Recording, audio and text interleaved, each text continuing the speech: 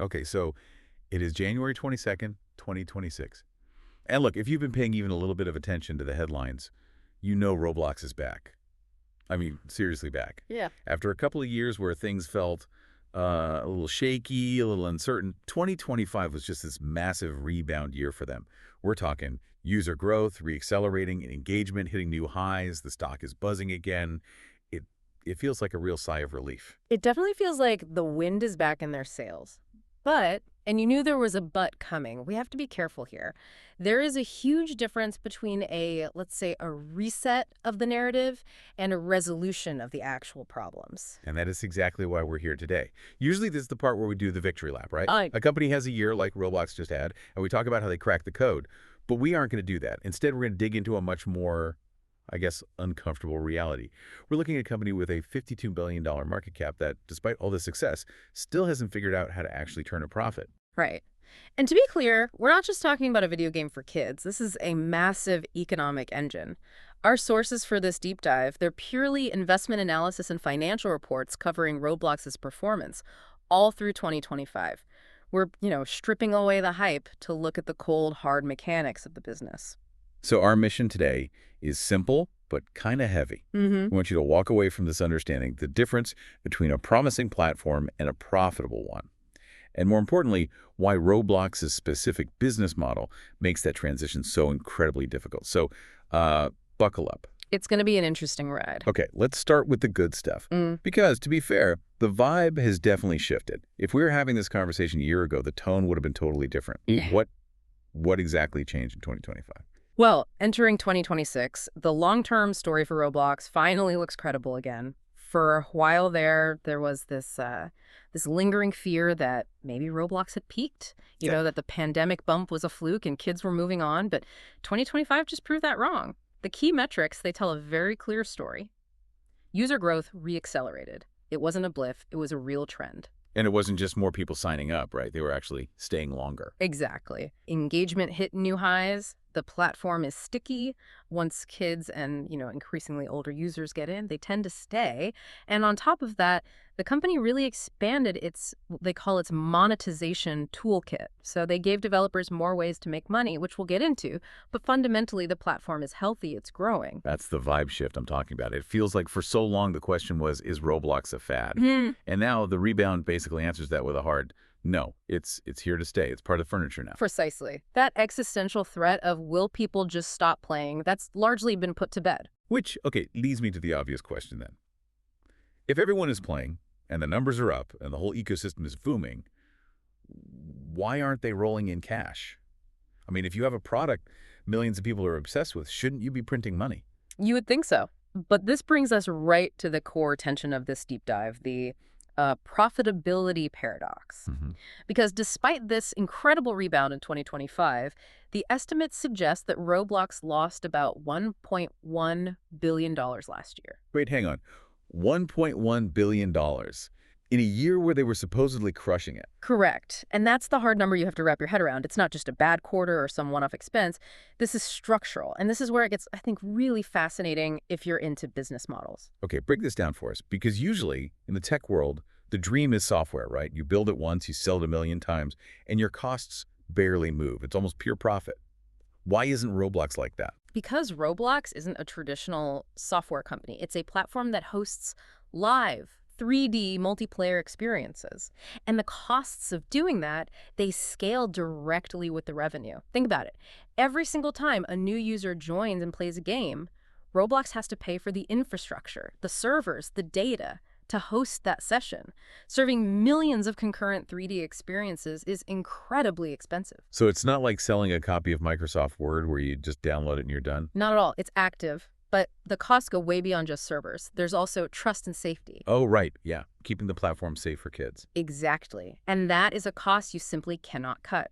If Roblox tries to save money there on moderation or safety tools, the platform becomes unsafe, parents pull their kids, and the whole business collapses. So as the platform grows, the spending on safety has to grow right along with it. It's completely non-negotiable. Okay, so infrastructure and safety. Right. But there's a third huge bucket, right?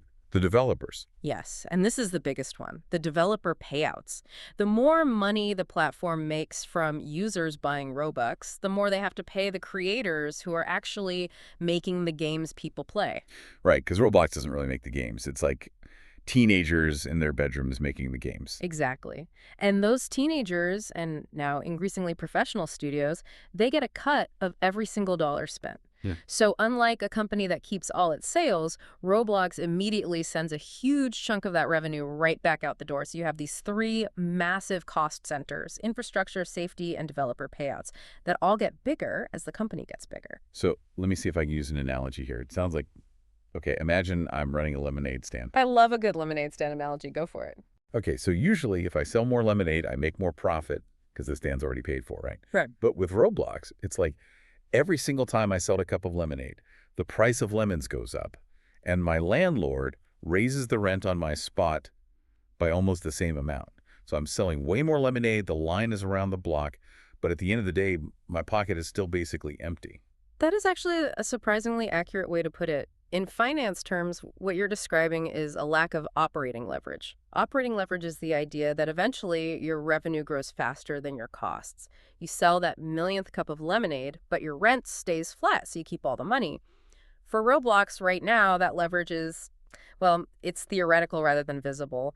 Investors are betting that someday those costs will level off while revenue keeps climbing, but we just haven't seen it happen yet. That's stressful. If I were an investor, that would make me so nervous. You're basically watching a bonfire of cash and just hoping that eventually the fire gets so big that it, I don't know, stops needing wood. That metaphor got away from me. I think we get it, but there is a nuance here we shouldn't skip. It's sort of the silver lining in all this. Okay, good. Hit me with some good news.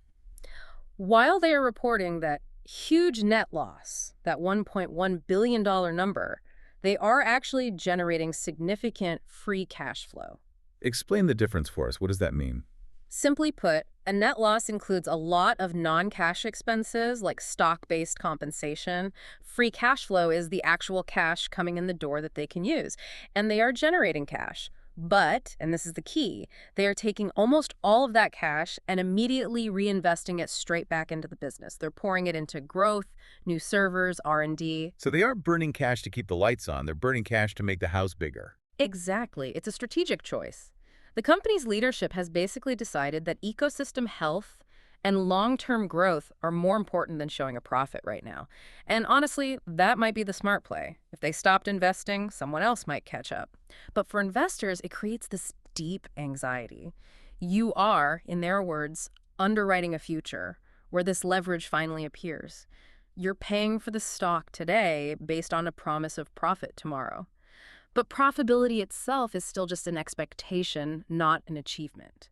It feels like a very high-stakes waiting game. And I guess that leads us to the one big glimmer of hope everyone keeps talking about, the thing that's supposed to fix the margins. Advertising. Yeah, yes, the holy grail. It really is viewed that way, isn't it? I keep reading that advertising is the savior for Roblox. The idea is, hey, we have millions of eyeballs. Let's just show them some ads and keep all that money for ourselves. That is the theory. And in 2025, they did make some real progress. It wasn't just talk anymore. They rolled out what they call immersive ad formats, which are basically ads that blend into the game world like a billboard in a virtual city. They launched rewarded video ads, watch a video to get a power-up for users 13 and up, and they integrated with Google Ad Manager. That sounds huge. Google Ad Manager is like the plumbing for the entire internet's ad business. Yeah. Plugging into that seems like a massive step. It is. These steps really matter. They move advertising from a concept on a whiteboard to actual execution. But Here comes the but. I do have to pour a little bit of cold water on the hype here. We have to be realistic.